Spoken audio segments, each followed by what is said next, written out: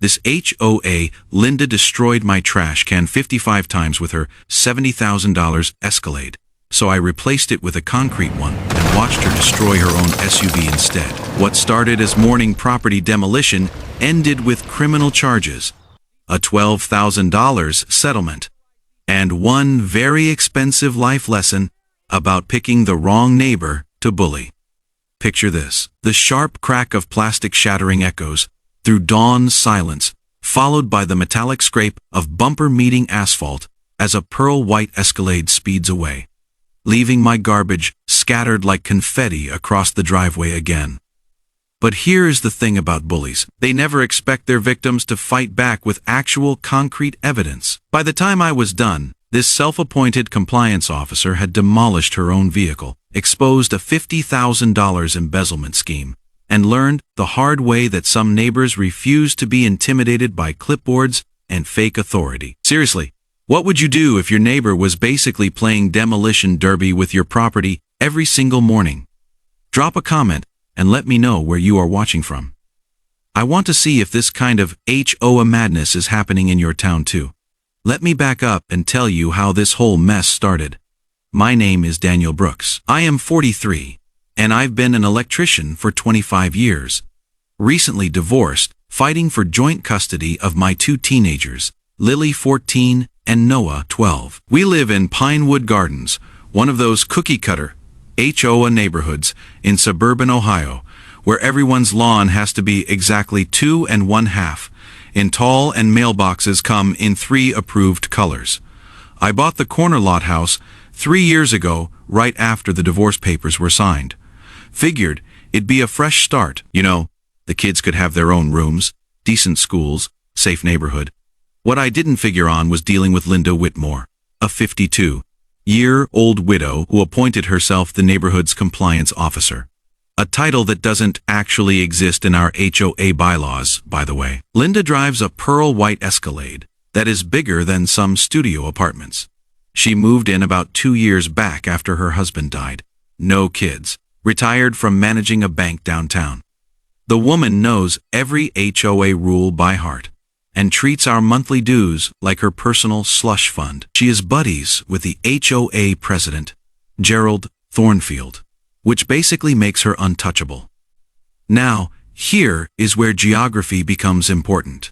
My corner lot means the trash pickup requires me to place my bin near the street every Tuesday morning. City ordinance says within 5 feet of the curb, which puts it right at the edge of where Linda takes her daily power walk at exactly 6:15 a.m.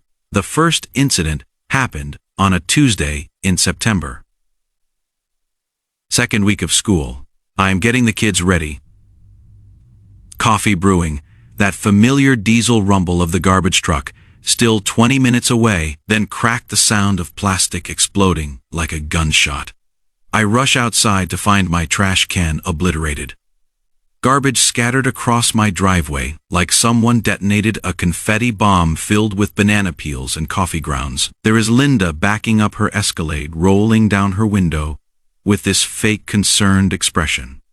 "Oh my," she says, not a trace of sincerity in her voice. "These streets are just so narrow. I hope you weren't too attached to that old thing." Old thing? I'd bought it the week before for $23 at Home Depot. But I kept my cool, figured it was an accident. Spent 20 minutes picking up soggy cereal boxes and coffee filters while the smell of diesel exhaust hung in the morning air. Lily and Noah watched from the front window, embarrassed their dad was crawling around the driveway in his pajamas. That first week, it happened 3 more times. Same routine, 6:15 sharp. That rumble of her oversized engine, the sickening crunch of plastic meeting steel. Then silence as she drove away. By Friday, I was getting suspicious. By the following Tuesday, I knew it was intentional. Mrs. Olivia, my elderly neighbor across the street, confirmed what I suspected.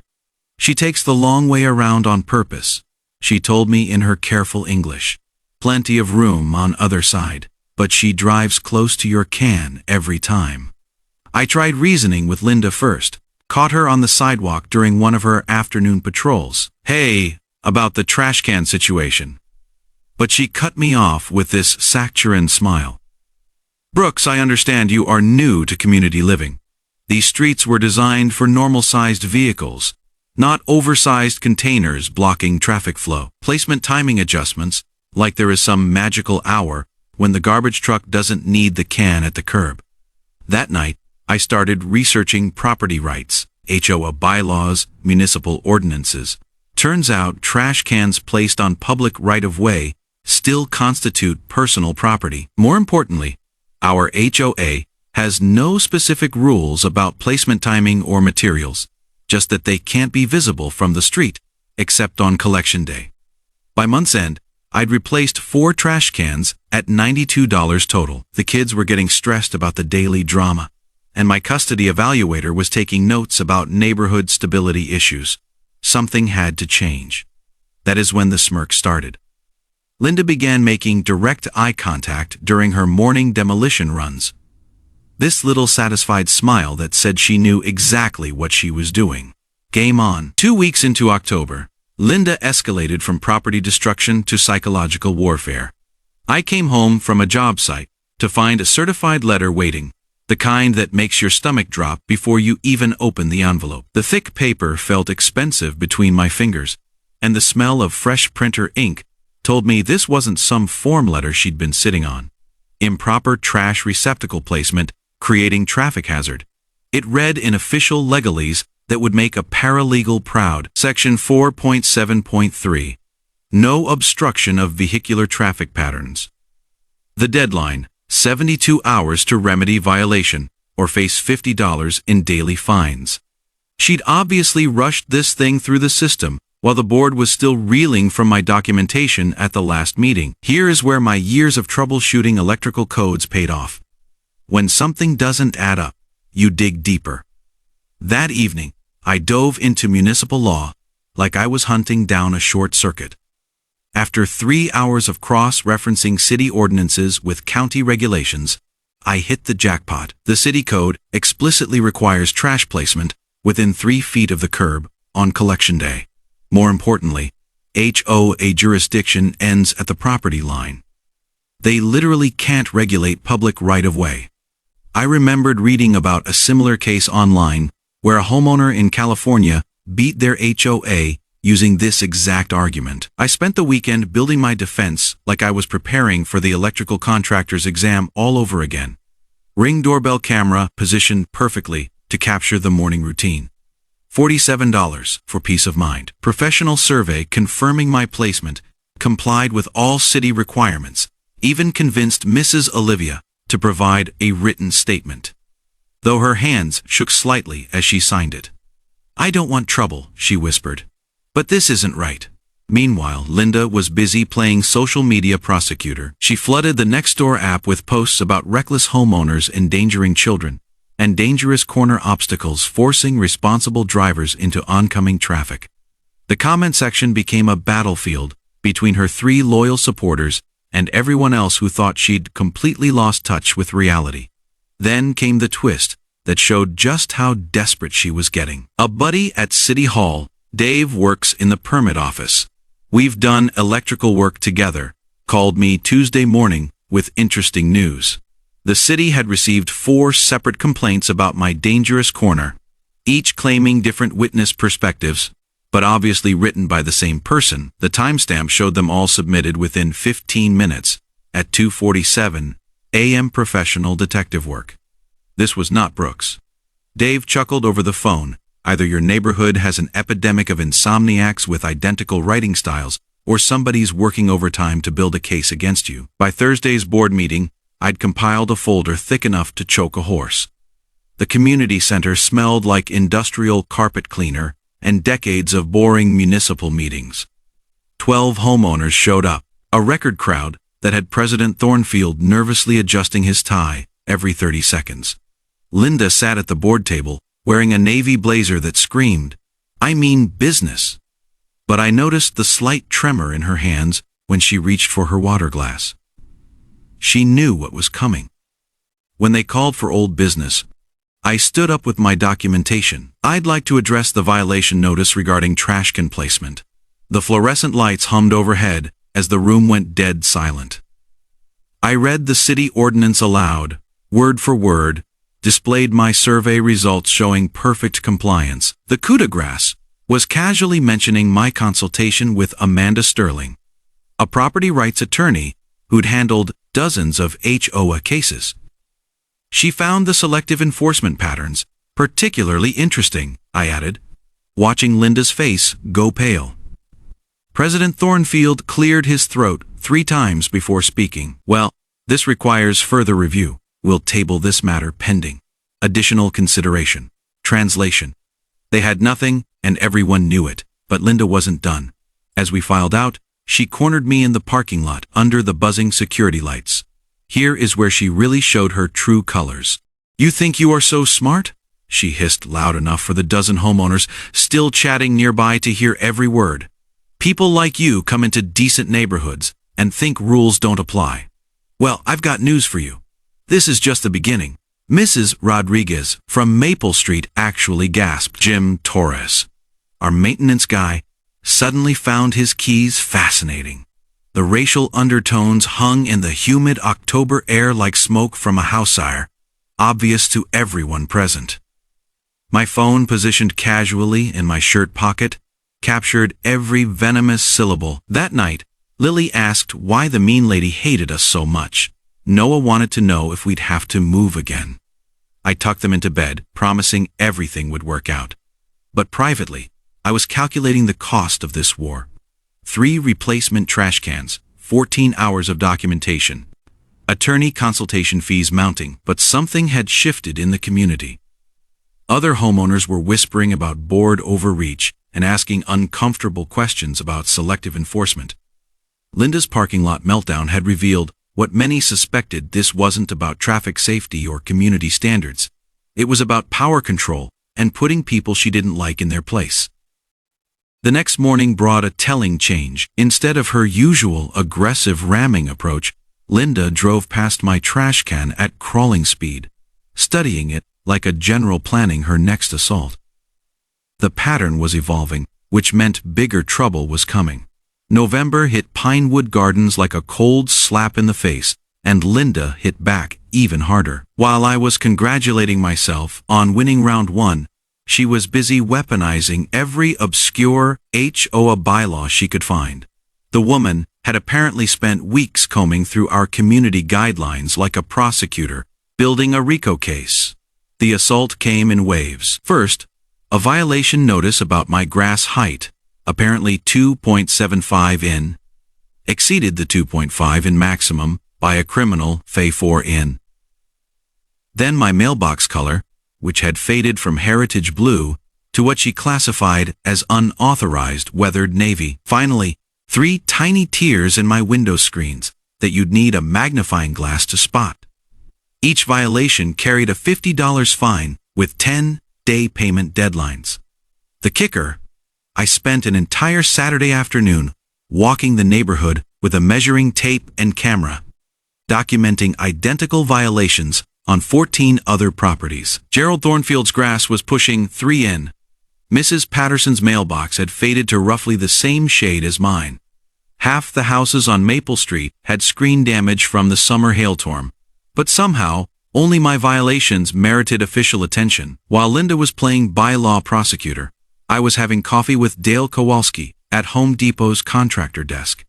Dale's been pouring concrete for 23 years, and when I mentioned my trash can troubles, his weathered face broke into a knowing grin. You know, he said, stirring sugar into his coffee with a paint stir stick, there is nothing in city code about what materials you can use for trash containers. Plastic, metal, concrete. As long as it holds garbage and fits the size requirements, you are golden. That conversation planted a seed that would grow into Linda's worst nightmare. 60 pounds of concrete mix, steel rebar for reinforcement, and a clever modification to a standard plastic shell. Total cost $47 versus the $350 I was facing in mounting fines and replacement cans. But first, I had to deal with her harassment campaign. I spent Tuesday evening creating a comprehensive photo documentation of every comparable violation in our neighborhood. Wednesday morning, I filed a formal complaint with the HOA board about selective and discriminatory enforcement patterns. Here is something I learned from handling electrical permits for 2 decades. Bureaucrats hate when you use their own systems against them. My complaint forced the board to either enforce rules equally across all properties, or admit they were targeting me specifically. Neither option worked in Linda's favor. The real twist came when I started analyzing the demographics of her violation targets. Over the past year, Linda had issued 67 violation notices. 49 went to single parents, elderly residents, or minorities. Only 18 targeted married couples or longtime homeowners. The pattern was so obvious, it practically screamed lawsuit. I remember reading about Fair Housing Act violations and property management discrimination in HOA enforcement can trigger federal investigations. The thought of Linda explaining her citation patterns to a civil rights attorney made me smile for the first time in weeks. Friday afternoon, I started my weekend concrete project. Lily and Noah thought it was hilarious, helping me mix cement in the garage while classic rock played on my paint-splattered radio. The smell of setting concrete brought back memories of helping my dad pour our basement floor 30 years ago. That distinctive alkaline scent that meant something permanent was being built. The engineering was simple but effective. Hollow bottom section for weight distribution, drainage holes maintained for functionality. Exterior appearance, identical to every other trash can on the block. From the outside, it looked completely normal. Inside, 60 pounds of steel-reinforced concrete waited to teach Linda a physics lesson about immovable objects. Monday morning, I positioned my newly reinforced trash can in exactly the same spot as always. 6:15 came right on schedule, along with the rumble of Linda's oversized engine. But this time, something was different. Her approach was slower, more cautious. She'd obviously noticed the can looked identical. The first collision came at about 15 miles per hour, her usual ramming speed. The sound was completely different. Instead of that sick crunch of breaking plastic, there was a solid thunk, followed by the screech of metal on concrete. Her Escalade's running board bent like aluminum foil, while my trash can sat there looking mildly offended. I watched through my kitchen window, coffee mug warm against my palms, as Linda sat in her SUV for a full 30 seconds. Clearly confused by what had just happened, she revved the engine and tried again from a different angle. Same result, more damage to her vehicle, zero damage to my concrete fortress. The beauty of the whole setup was its complete legality. No city ordinances violated, no HOA rules broken, just a homeowner upgrading his trash receptacle with better materials. If she wanted to keep ramming it, that was her choice, and her insurance claimed to file. Over the next week, Linda made increasingly desperate attempts to damage my concrete creation. Each collision left new scratches and dents on her pearl-white Escalade, while my can remained smugly intact. The irony was delicious. Her own aggressive behavior was destroying the very vehicle she used as a weapon. By Friday, her sub-B showed nearly $800 in accumulated damage. Mine showed a few scuff marks that made it look more authentic. The neighborhood was starting to talk. And for once, Linda wasn't controlling the narrative. By mid-November, Linda had transformed from neighborhood busybody into full-blown private investigator. The woman was so obsessed with my trash can that she'd probably dreamed about it in flowcharts and conspiracy theories.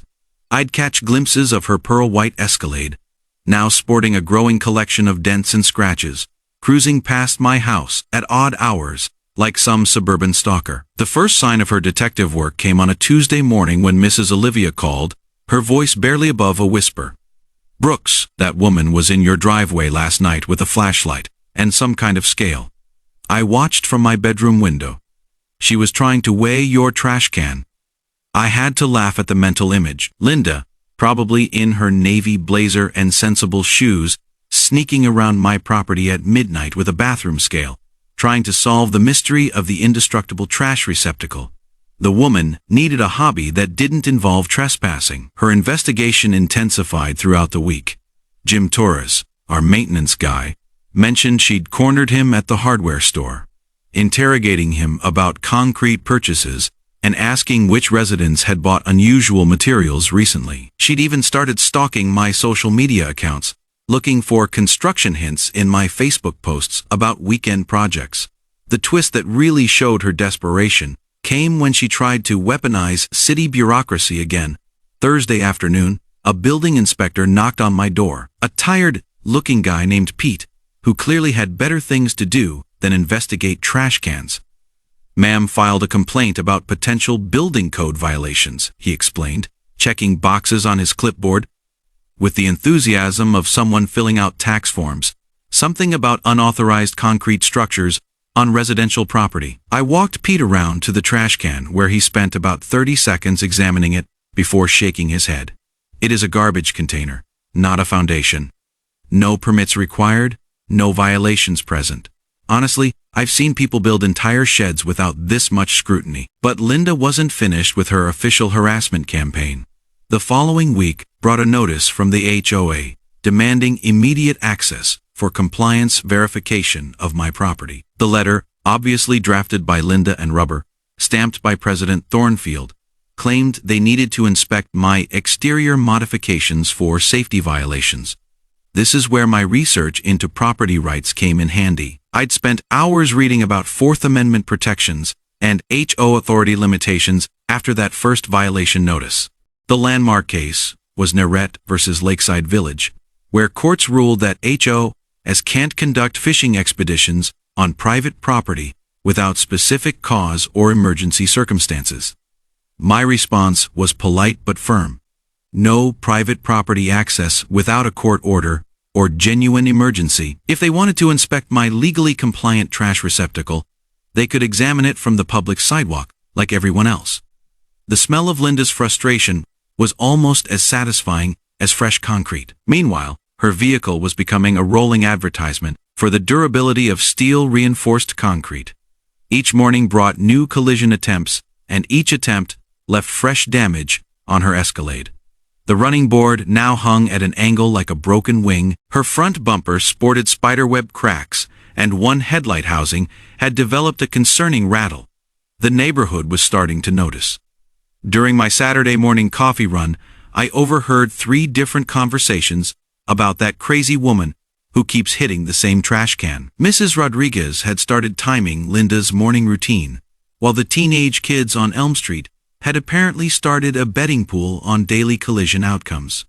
Lily found the whole situation simultaneously hilarious and embarrassing. "Dad, kids at school are asking if we're the family with the concrete can lady," she told me over dinner. I don't know whether to hide or take credit for having the coolest revenge story in the district. Noah, ever practical, wanted to know if we could sell tickets to the morning entertainment. "Seriously, Dad, we could charge $5 and fund my college education, just from neighbors wanting front row seats to the demolition derby."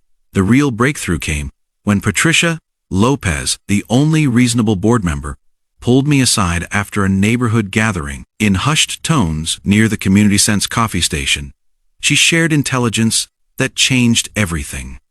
"Brooks, you need to know. Linda's been having private meetings with Gerald about enhanced enforcement authority. She wants the board to authorize property inspections, material restrictions, even contractor background checks for homeowner projects." But Patricia's biggest revelation was financial. She has also been pushing hard for approval of maintenance contracts with some company I've never heard of. Every time we discuss the budget, she has these detailed proposals ready, like she has been planning for months. That night, I started a different kind of investigation. If Linda was this obsessed with controlling neighborhood projects and pushing specific contractors, maybe her motivation wasn't just power. Maybe it was profit. Public records are amazing things when you know where to look. And municipal contract databases tell interesting stories about who gets paid for what. By Sunday evening, I'd uncovered something that made her trash can obsession look like small potatoes. Linda Whitmore wasn't just a control freak with too much time on her hands. She was running a scam, and my concrete fortress had accidentally threatened her entire operation. Sunday night research sessions used to be for helping Lily with her history papers or Noah with algebra homework. This particular evening, I was deep in the city's public contract database, following a hunch that Patricia Lopez's warning had planted in my brain like a splinter. I'd started simple, just searching for any recent business registrations involving the name Whitmore. What I found made me set down my coffee and lean closer to the computer screen. Whitmore Construction LLC, formed 6 months ago, listed Linda Whitmore as 40% owner and her husband Richard as president. The timeline made my skin crawl. Company formation in May. First, HOA maintenance contract bid in July. Harassment campaign against me beginning in early September. The dots connected themselves with surgical precision. I spent the next 2 hours diving deeper into public records, and what I discovered would have made a forensic accountant weep with joy. Over the past 4 months, Whitmore Construction had been awarded 7 different maintenance contracts by our HOA board. Landscape edging, sidewalk repairs, community center touch-ups, playground maintenance, $23,400 in total work. The bidding patterns told the real story. On every single contract, Whitmore Construction had underbid the competition by exactly $50 to $100. Not enough to seem suspicious, but just enough to guarantee selection. It was like watching someone play poker with marked cards. Technically legal moves, but obviously rigged. Here is what really made my electrician's brain click into overdrive. Linda had voted to approve every single one of those contracts. 7 votes, 7 approvals, 7 payouts to her family business. The conflict of interest was so blatant, it practically had neon signs around it. I remembered reading about fiduciary duty violations during my earlier legal research. Board members are required to disclose any financial interests in vendor contracts. Failure to do so violates state nonprofit corporation law and opens the door to both civil lawsuits and criminal fraud charges. The evidence was sitting right there in digital black and white. Business registration documents, HOA, meeting minutes, contract award records, bank deposit slips from the association's monthly statements. Linda had been using her board position to funnel community dues directly into her family's bank account. But the timeline revealed something even more damning. My first polite conversation with Linda about the trash can incidents. The 15th of September. First questioning of maintenance budget at the monthly board meeting, the 3rd of September. She'd started her harassment campaign exactly 12 days after I'd innocently asked why we were spending so much on basic repairs. My concrete trash can hadn't just been blocking her morning power walk. It had been protecting evidence of systematic theft from 127 homeowners. The scope of potential violations made my head spin. Civil liability for financial mismanagement, criminal exposure for fraud, automatic removal from the board upon proven conflict of interest. This wasn't just about property rights anymore. It was about corruption, embezzlement, and a woman desperate enough to destroy evidence that she'd wage psychological warfare against anyone who threatened her scheme. I printed everything, made digital copies on 3 separate cloud services, and immediately emailed the complete file to attorney Amanda Sterling with a note. Urgent review, requested criminal implications possible. The power dynamic had just shifted completely. Linda thought she was fighting some divorced electrician over a trash can placement. What she was actually facing was exposure of a fraud scheme that could land her in federal prison and bankrupt her family. Tuesday morning, I watched from my kitchen window as she made her usual collision attempt with my concrete fortress. Her Escalade now showed over $1,200 in accumulated damage, while my trash can sat there like an immovable monument to her stupidity. But for the first time since this whole mess started, I wasn't thinking about trash cans or HOA bylaws or morning demolition derbies. I was thinking about justice, community protection, and the sweet satisfaction of watching a bully discover that their victims sometimes bite back harder than expected. The war was about to begin in earnest. Tuesday evening, my garage transformed from a weekend workshop into a war room that would have made Pentagon strategists proud. I'd cleared out the workbenches, set up folding tables, and arranged 5 mismatched chairs in a circle around the evidence board I'd constructed, using construction paper and red string, like something from a crime thriller. The core team assembled by 7:00 p.m. sharp. Mrs. Olivia arrived first, clutching a thermos of jasmine tea and looking nervously determined. Jim Torres showed up, still wearing his maintenance uniform, tool belt jangling with each step. Patricia Lopez brought a stack of HOA financial documents she'd borrowed from the board files. Dale Kowalski rolled in last, carrying a box of donuts, and grinning like we were planning a surprise party instead of exposing municipal corruption. "All right," I said, taping the final timeline chart to the garage wall. "Here is what we're dealing with." The evidence layout looked like something from a federal investigation. $23,000 in questionable contracts, 7 separate conflict of interest violations, 47 documented harassment incidents, and 1 increasingly damaged Escalade serving as rolling proof of Linda's deteriorating mental state. Patricia whistled low when she saw the financial analysis. I knew something felt wrong about those contracts, but I never imagined it was this systematic. Every time I questioned the expenses, Linda had these detailed justifications ready, like she'd rehearsed them. Dale examined the vehicle damage photos with professional interest. "That bumper is going to cost at least $2,000 to fix properly. The alignment issues alone will eat through tires like crazy your concrete cans," turning her SUV into a very expensive life lesson. We spent the next hour organizing our multi-pronged attack strategy. Jim would monitor Linda's activities and document any retaliation attempts. Mrs. Olivia would coordinate the door-to-door campaign to gather neighbor support.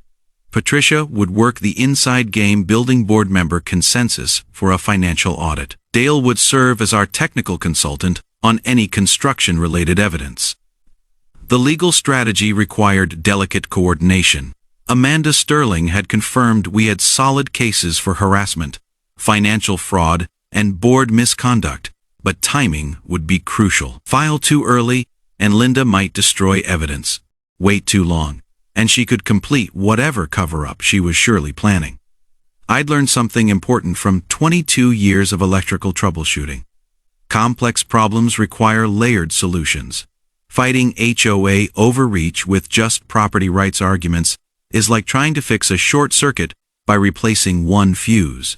You need to address the whole system. Our approach would hit from 4 directions simultaneously: legal pressure through criminal complaints and civil lawsuits, social pressure through community organizing and petition drives, political pressure through media attention and municipal oversight, financial pressure through audit demands and contract cancellations. The community organizing phase started Wednesday morning, armed with professional presentation materials and irrefutable documentation.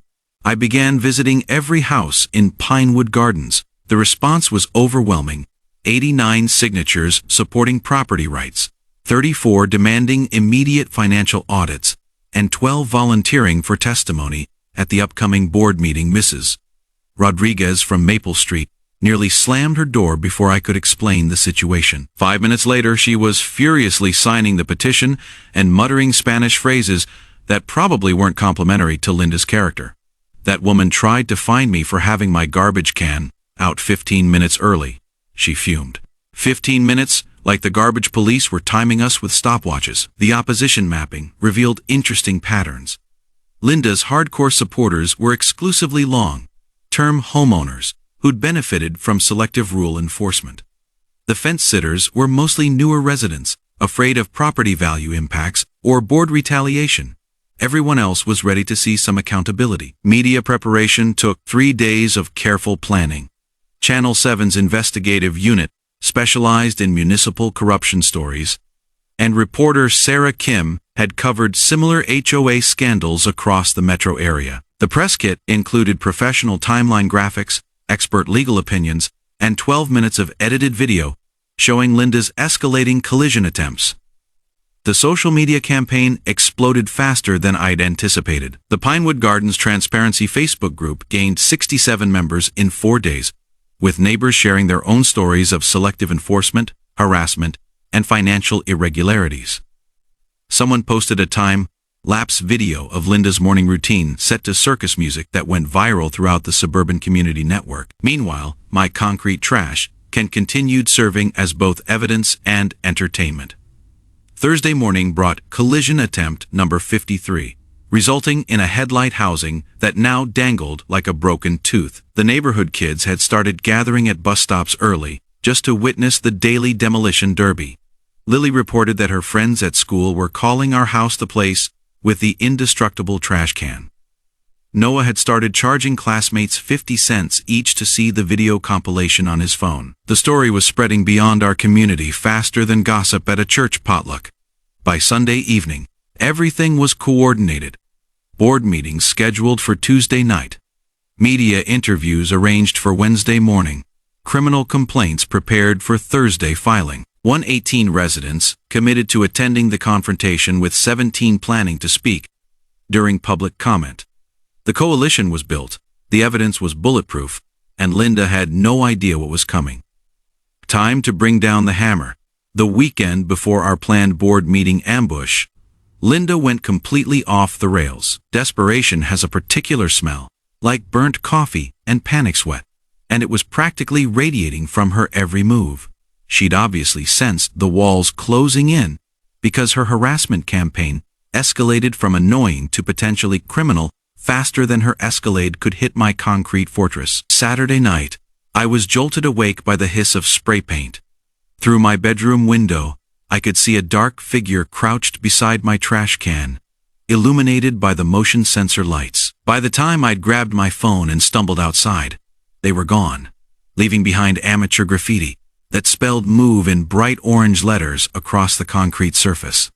The beautiful thing about spray paint on concrete, it pressure washes off in about 30 seconds. The beautiful thing about security cameras, they record everything in high definition, including license plate numbers of pearl white Escalades parked 3 houses down during the incident. Monday brought a new level of harassment. An anonymous complaint to the gas company claimed I'd been conducting suspicious excavation activities that might damage underground lines. The utility inspector who showed up was apologetic but thorough, spending 2 hours with detection equipment before confirming what I already knew. No digging, no violations, no problems. Honestly, he told me, loading his gear back into the truck. Whoever called this in either has serious vision problems or serious psychological problems. There is no excavation anywhere on your property. The twist that revealed Linda's true desperation came Tuesday morning. Jim Torres found me at the hardware store, his weathered face grim with concern. "Brooks, she hired a private security company to watch your house. Riverside Security. I know the owner's cousin. $200 a day for surveillance on a trash can dispute." The woman's lost her damn mind, but Linda's surveillance worked both ways. My upgraded security system had captured her drive-by inspections, her midnight photography sessions, and her increasingly erratic behavior patterns. The woman was unraveling faster than a cheap extension cord, and every moment was being documented for posterity. Wednesday brought the discovery that made me genuinely angry. Lily came home from school upset, having overheard Linda talking to another parent about dangerous neighborhood influences and inappropriate role models for community children. The racial undertones weren't subtle, and the implications for my custody situation were crystal clear. That evening, I hired Beth Morrison, a retired police detective who specialized in harassment investigations. For $200 a day, I could have professional documentation of Linda's stalking behavior, plus someone with law enforcement experience to testify about escalation patterns and threat assessment. The sabotage attempts intensified throughout the week. Someone poured what looked like battery acid on my concrete trash can. It left a small stain, but no structural damage. Anonymous complaints flooded the city about everything from my lawn height to my electrical work permits. Fake negative reviews appeared on my business, Google listing faster than I could flag them for removal. But the most shocking discovery came Friday evening. Noah was working on his bike in the driveway when he found something unusual attached to my work truck's undercarriage. A small black device with blinking lights and magnetic mounting. "Dad," he called out, his voice tight with concern. "What is this thing stuck under your truck?" "GPS tracker, professional grade. Probably cost $300. Definitely illegal when placed without consent. I photographed it from every angle before carefully removing it and driving straight to the police station. Officer Derek Martinez took the report with the weary expression of someone who'd seen this type of escalation before. "Mr. Brooks, this moves beyond neighborhood disputes into criminal territory. Unauthorized surveillance, stalking, harassment. We're building a case file that could result in serious charges." The insurance fraud angle developed simultaneously. Linda had filed a $3,200 claim for road hazard damage, claiming her collision occurred on a city street rather than my property. The problem was my Ring camera footage, which clearly showed deliberate targeting of my trash can from multiple angles over several weeks. When State Farm's investigator called for an interview, I was ready with a complete evidence package. 53 documented collision attempts, witness statements, video compilation, and professional assessment of the damage patterns. The investigator's reaction was immediate and decisive. "Ma'am, this isn't road hazard damage. This is intentional property destruction with an expensive vehicle. We're denying the claim and referring the case to our fraud unit for criminal investigation." The community pressure was building like steam in a pressure cooker. Our Facebook group had grown to 94 members, sharing increasingly outrageous stories of Linda's behavior. Mrs. Patterson reported harassment about her rose bushes. The Johnsons on Oak Street had received violation notices for children's sidewalk chalk art. Even Gerald Thornfield was privately distancing himself from her actions. Saturday morning brought collision attempt 55, this time resulting in a completely detached bumper that Linda had to retrieve from my driveway. The sight of her crawling around in her business attire, gathering plastic fragments while neighbors watched from windows, would have been hilarious if it wasn't so pathetic. By Sunday evening, the evidence compilation was complete. Criminal behavior documented, witness statements notarized, financial fraud exposed, community coalition organized. Tuesday's board meeting would be less of a confrontation and more of a public execution. Linda just didn't know it yet. Monday morning, 12 hours before our planned board meeting showdown, Linda made her most desperate move yet. Gerald Thornfield called an emergency closed-door session to address what he termed escalating liability concerns and community safety issues. The man's voice on my voicemail sounded like he'd been gargling gravel and anxiety for breakfast. The emergency meeting was classic damage control. 3 board members huddled in the community center office, while Prescott and Associates attorney Harold Mastersonson billed $400 an hour to figure out how deep in legal quicksand they'd stepped. Through the blinds, I could see animated gestures and what looked like Linda waving documents like surrender flags. Patricia Lopez texted me updates from inside the meeting. "Linda's claiming you've made terrorist threats, wants emergency powers to seize dangerous modifications." Harold looks like he'd rather be defending serial killers. The cover-up attempt was as clumsy as Linda's morning collision techniques. Someone had backdated conflict of interest disclosure forms for Whitmore Construction. But the digital timestamps on the email server told a different story. You can't retroactively create ethics compliance, especially when the original contract votes are recorded in public meeting minutes. Meanwhile, the insurance investigation was picking up steam faster than Linda's Escalade, hitting my concrete fortress. State investigator Maria Santos had subpoenaed HOA financial records, board meeting minutes, and all communication between Linda and the association's insurance carrier. The paper trail was about as subtle as a train wreck in slow motion. Richard Whitmore, Linda's husband, called me directly, something that took more courage than I'd expected from a man who'd been watching his wife destroy their life savings. "One collision at a time, Brooks." His voice was barely above a whisper. "This has to stop. She has spent $8,000 on lawyers, surveillance, and vehicle repairs. Our insurance got canceled. The business is facing contract cancellations. I need to know what would it take to make this go away." I almost felt sorry for the guy. "Almost, Richard. Your wife stalked my family, vandalized my property, committed insurance fraud, and embezzled from 127 homeowners. This isn't going away with an apology and a check." The twist that revealed just how desperate they'd become came 2 hours before the board meeting. Linda filed an emergency restraining order petition based on completely fabricated evidence, fake threatening voicemails, doctored photos of aggressive confrontations, and witness statements from people who didn't exist. The petition was so poorly constructed that Judge Patricia Williams dismissed it without even scheduling a hearing. Miss Whitmore, these recordings are clearly edited. These photos are obviously staged, and these witnesses appear to be fictional.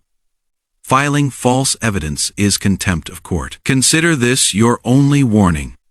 But Linda's legal troubles were multiplying faster than her collision attempts. The state insurance commissioner had assigned investigator Maria Santos to build a criminal fraud case. The district attorney's office was reviewing harassment and stalking charges. The IRS had received copies of all financial documentation showing unreported income from the construction contracts. As 6 p.m. approached, the community center parking lot filled up like Black Friday at Best Buy. Cars lined both sides of Maple Street with neighbors walking from 3 blocks away, carrying lawn chairs and folding signs.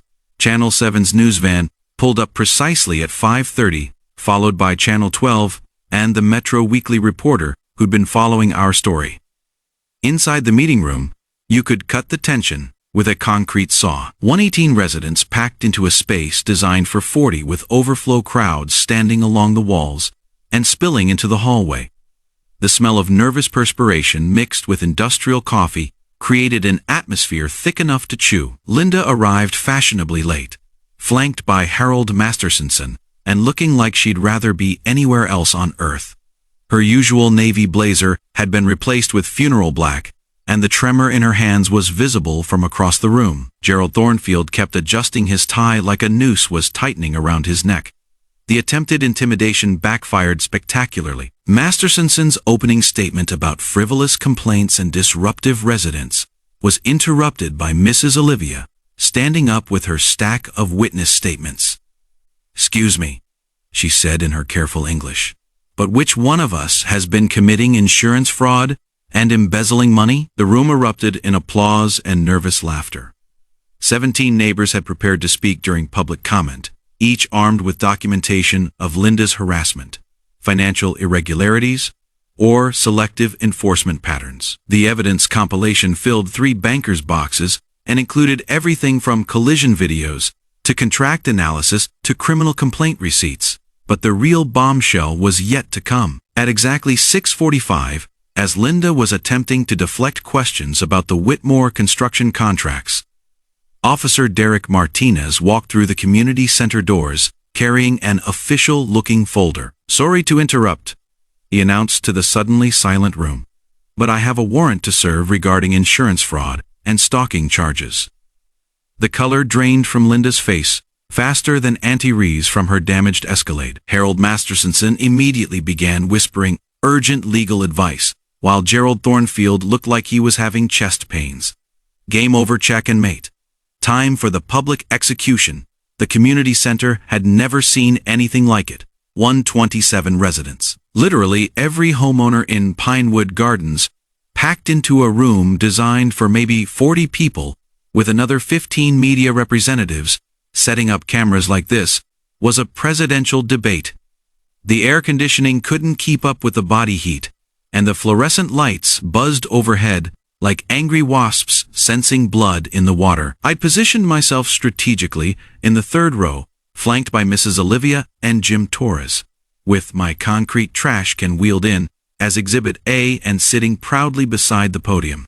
The symbolism wasn't subtle. That 60 pounds monument to her stupidity had become the star witness in what was about to unfold.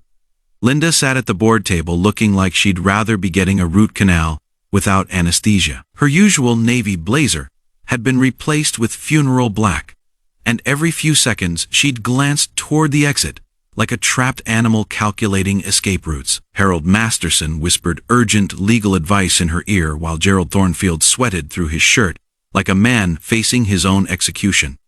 Officer Martinez's entrance with that warrant folder had changed everything. The room fell silent, except for the mechanical whir of news cameras and the nervous tapping of Linda's pen against the table. A rapid-fire staccato that sounded like Morse code for "help me." Gerald called for order with a voice that cracked like a teenager's. We'll now hear public comments regarding recent community concerns. I stood up first, carrying my presentation boards, like a prosecutor approaching the jury. The room was so quiet, you could hear the hum of the exit sign transformer. Ladies and gentlemen, I began, my voice carrying easily through the packed space. This isn't about trash cans. This isn't about HOA bylaws or property rights or community standards. This is about accountability, transparency, and stopping corruption before it destroys our neighborhood. I walked them through the timeline methodically. 57 documented collision attempts, each one recorded in high definition. The GPS tracker illegally placed on my vehicle. The spray paint vandalism captured on security cameras. The fake insurance claims that constituted felony fraud. But the real showstopper was the financial presentation. Using a borrowed projector, I displayed the contract analysis that showed $23,400 funneled from community dues directly into Linda's family business account. Every month, you've been paying higher fees to fund Mrs. Whitmore's personal construction company, I announced, watching jaws drop throughout the audience. 7 contracts. 7 undisclosed conflicts of interest. 7 violations of state nonprofit law. The video compilation played next 12 minutes of Linda's greatest hits, set to a soundtrack of crunching plastic and scraping metal. The gasps and nervous laughter from the crowd provided perfect accompaniment to the footage of her increasingly desperate collision attempts. Then came the mic drop moment I'd been rehearsing for weeks. "Mrs. Whitmore," I said, turning to face her directly while the cameras rolled. "You've spent $4,000 on lawyers, destroyed your $70,000 vehicle, committed insurance fraud, and stalked my family over a $25 trash can. But the real crime is the $50,000 you've stolen from this community through your family's construction company." The room erupted. Neighbors who'd been grumbling about rising HOA fees suddenly understood where their money had been going. Mrs. Rodriguez stood up shouting in rapid Spanish that probably wasn't complimentary. The teenagers from Elm Street actually started clapping like they were at a concert. Linda's response was everything I'd hoped for and more. She shot up from her chair, like a jack-in-the-box, her carefully constructed composure finally cracking under the pressure. "This is harassment," she screamed, her voice reaching frequencies that probably bothered dogs 3 blocks away. "These people don't understand property values or community standards. They come into decent neighborhoods and think rules don't apply to them." The racial undertones hung in the air like smoke from a house fire. Channel 7's camera captured every word, every gesture, every moment of her complete psychological breakdown. Mrs. Olivia actually gasped audibly when Linda pointed directly at her and shouted something about certain elements ruining the community. Harold Mastersonson tried desperately to control his client, but Linda was beyond legal advice. She grabbed my evidence boards, attempting to tear them apart before Jim Torres and 2 other neighbors gently restrained her. The woman was having a complete meltdown on live television, while Officer Martinez calmly took notes for his incident report. "I built this community," she shrieked, mascara running down her cheeks like black tears. "I protected property values. I kept standards high. And this is how you treat someone who sacrificed everything for neighborhood integrity." Gerald Thornfield called for recess, but nobody was leaving. This was better than reality television, more dramatic than a soap opera, and more satisfying than watching your worst enemy step on a rake. Patricia Lopez stood up amid the chaos and made the motion that everyone was waiting for. "I move for the immediate suspension of Linda Whitmore from the board, pending criminal investigation and financial audit." The vote was unanimous 4-0, with Linda abstaining while handcuffed to Officer Martinez's chair. Justice served concrete cold, with a side of public humiliation. The aftermath unfolded like dominoes falling in perfect sequence. Within 48 hours of the board meeting meltdown, Linda's world collapsed faster than her Escalade suspension system, under repeated concrete impacts. Tuesday morning brought her formal resignation, led her 2 lines of bitter text, claiming hostile work environment and personal attacks. By Thursday, The district attorney had filed insurance fraud charges, carrying up to 6 months jail time and $5,000 in fines. Her insurance license was revoked Friday afternoon, followed by the suspension of Whitmore Construction's contractor certification. The financial reckoning was swift and merciless. Our emergency HOA audit, conducted by Patterson and Associates, CPAs recovered $50,000 in overcharges and questionable contracts. Every homeowner received a $3,170 refund check. By Christmas, the sweetest holiday gift Pinewood Gardens had ever seen. Richard Whitmore called me one final time, his voice hollow with defeat. "The civil settlement check is in the mail," he said quietly. $12,500, as agreed. Linda wanted me to tell you she is moving to Florida to live with her sister. I almost felt sorry for him. Almost. But then I remembered the GPS tracker, the fake insurance claims, and the months of harassment my family had endured. Some lessons come expensive, and this one cost them everything. The governance transformation was remarkable. Patricia Lopez won the special election for board president by unanimous vote, running on a platform of transparency and community engagement. The new board implemented conflict of interest disclosure requirements, monthly financial reports, and public contractor bidding processes that would make municipal governments jealous. Our first community project, under the reformed leadership, was the playground renovation, funded entirely by recovered embezzlement money. Watching Lily and Noah help design the new equipment, alongside neighbors who'd once whispered about our disruptive family, felt like emotional vindication wrapped in practical progress. The legal precedent spread beyond our neighborhood. Brooks versus Pinewood Gardens. HOA was cited in 12 subsequent property rights cases across Ohio. The state legislature passed the HOA Accountability Act, requiring financial disclosure and audit procedures that insurance investigators called the gold standard for municipal oversight. Channel 7's investigative series won a regional Emmy for exposing suburban corruption, and reporter Sarah Kim still calls me occasionally for expert commentary on HOA reform legislation. The original collision videos have been viewed over 200,000 times on YouTube, inspiring similar resistance movements in communities from Toledo to Cincinnati. My concrete trash can became a neighborhood legend. We moved it to the community center lobby as a permanent display, complete with a bronze plaque reading property rights. Protected 2023. New homeowners get the full story during orientation meetings, and visiting contractors often ask to see the famous indestructible can that brought down a corrupt board.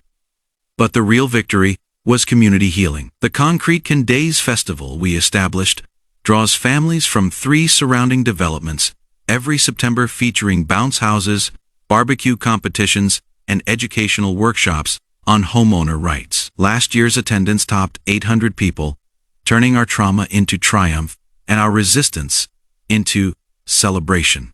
The scholarship fund I established with the settlement money has helped 4 students attend college so far. The Daniel Brooks Property Rights Scholarship prioritizes applicants who demonstrate creative problem solving in the face of institutional opposition, essentially rewarding future troublemakers who refuse to accept injustice quietly. Lily and Noah learned lessons about principled resistance that no civics class could teach.